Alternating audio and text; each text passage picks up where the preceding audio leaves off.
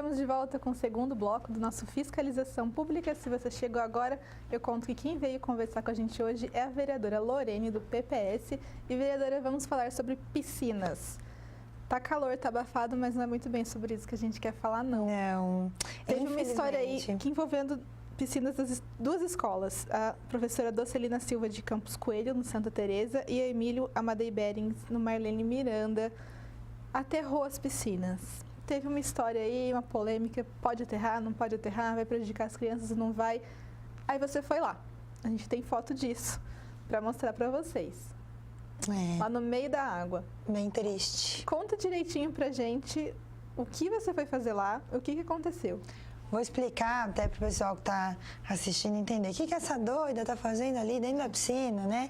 Gente, é o último, assim, das ferramentas, a última das ferramentas que a gente utiliza é fazer uma manifestação, um protesto, tentar chamar a atenção, literalmente, no mais puro sentido da palavra, para que haja algum respeito com a população. Se eu, na posição de vereadora, representante do povo, não era respeitada, né, tendo o retorno de alguma informação sobre a motivação daquele aterramento, daquela ação arbitrária do prefeito e da prefeitura de Taubaté, imagine então o povo, né, a população, os moradores de bairros que são inclusive de periferia, de pessoas simples, humildes, mas lutadoras, trabalhadoras e que estão ali também prezando pela educação das crianças daquela região, pensando no futuro, nos taubatianos e taubatianas que vão cuidar aí da nossa cidade amanhã, né?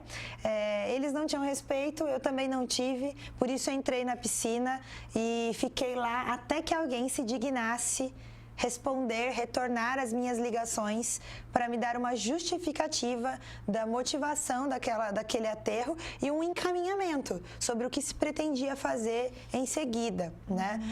Eu fiquei, Tânia, por mais de 1 hora lá na escola, antes de entrar na piscina, tentando me comunicar na prefeitura de Taubaté, mas não teve né, dos responsáveis, vice-prefeito, prefeito, que fosse, né, capaz de me dar um retorno sobre o que é que estava acontecendo, qual era a ordem, por quê.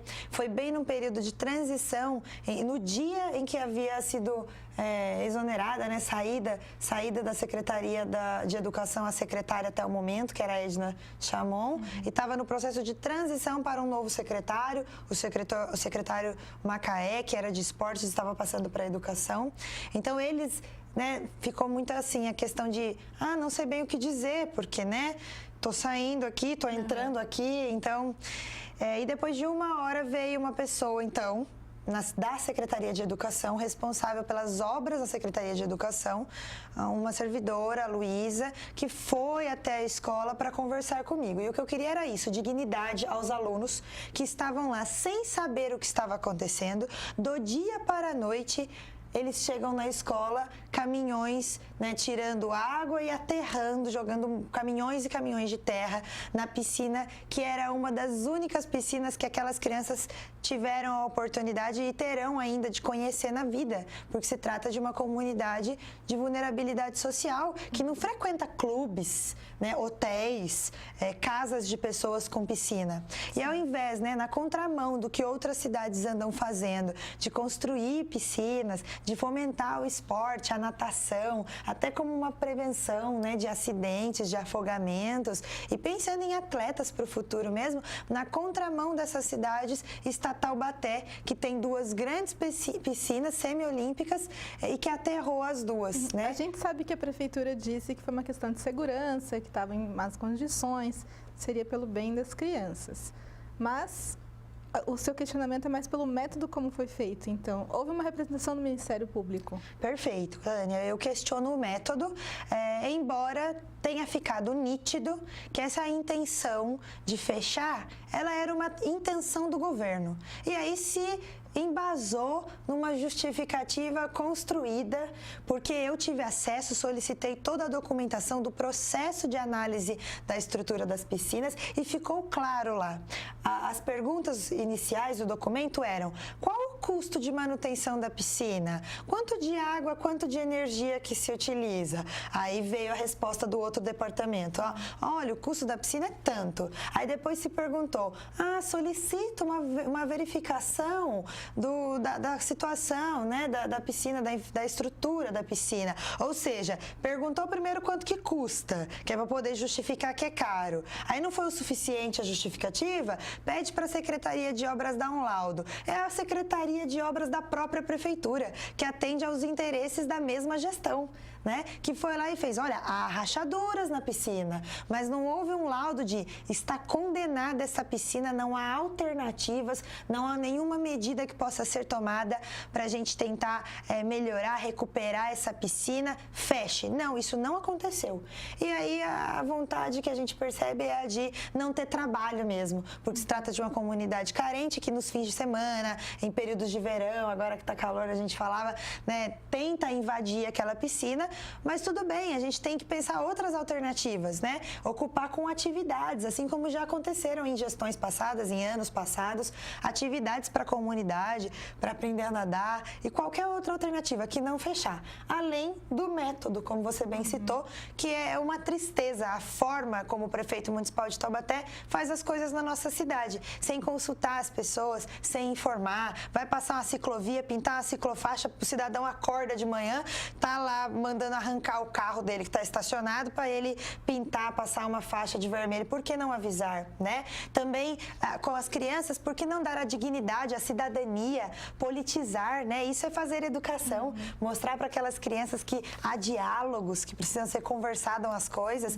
e falar para elas, estamos fechando por causa desse motivo, mas a gente vai colocar uma alternativa de lazer aqui para vocês, um parquinho, seja o que for. E eu concluí essa análise verificando que era só uma intenção arbitrária do prefeito municipal, da administração da Prefeitura de Taubaté, e que por ser uma decisão arbitrária, houve mau uso do recurso público, um gasto desnecessário, um contrato em vigência de salva-vidas, mesmo com as piscinas há 1 ano sem ter atividade nenhuma, e depois de aterrada se manteve o contrato com salva-vidas, então por isso, por má utilização do recurso público, representamos o Ministério Público. Sim. E falando da importância aí de divulgar, de conversar com a população, vamos fazer o último tema aqui da nossa pauta, que é a audiência pública, Juventude, Debate, Transporte Público em Taubaté. Precisa discutir, né, vereadora? E trouxe resultados. A gente pode dizer que trouxe resultados essa discussão, porque às vezes as pessoas pensam que a audiência fala e não chega em lugar nenhum. Nenhum, é. A gente tem foto para mostrar como foi. Aí sou eu entregando o convite para o prefeito participar da nossa audiência pública, porque 1 semana antes ele esteve na Câmara discutindo o plano de carreira. Acho que tem mais foto da audiência. Isso. Tem aí. Dr. Wagner Giron, defensor público do município. A gente teve ali um representante da Comissão de Transportes da OAB, da Ordem dos Advogados do Brasil. Teve a representante, a Tamires, representante de um coletivo de juventude, também coletivos que fiscalizam o transporte coletivo da cidade. E a gente teve uma boa participação, acho que a gente teve cerca de 60, 70 pessoas presentes na audiência, de diversos bairros da nossa cidade.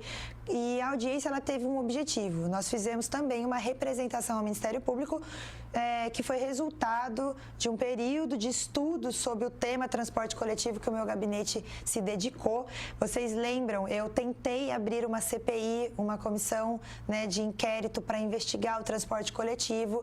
Infelizmente, houve toda uma situação, né, de manobra política que faz parte do processo, né, e que não queria que eu fosse a presidente da CPI, então se abriu uma outra CPI da qual eu não faço parte.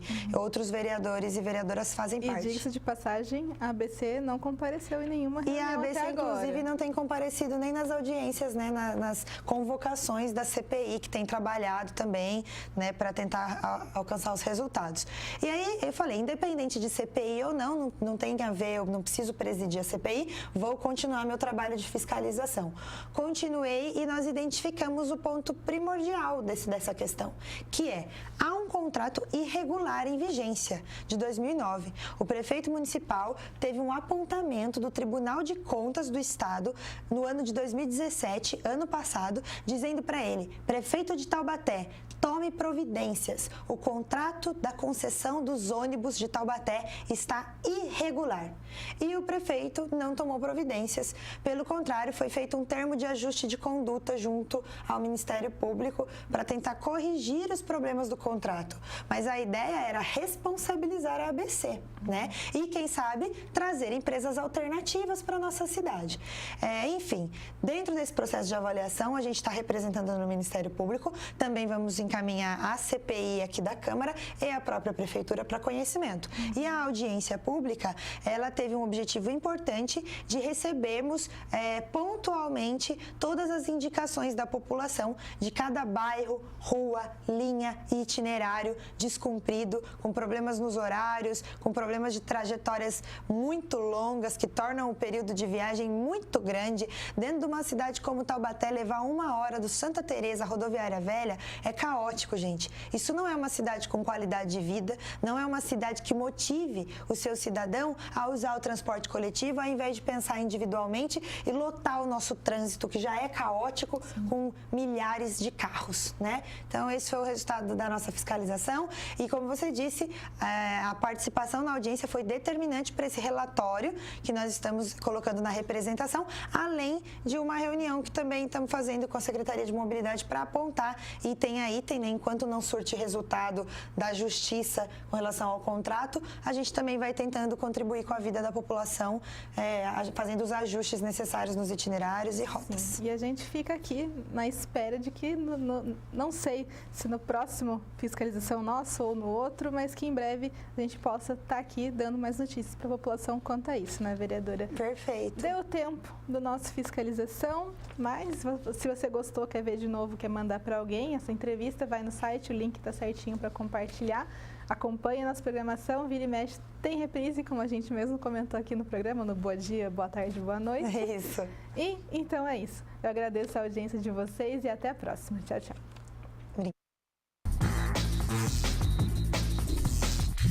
Obrigada.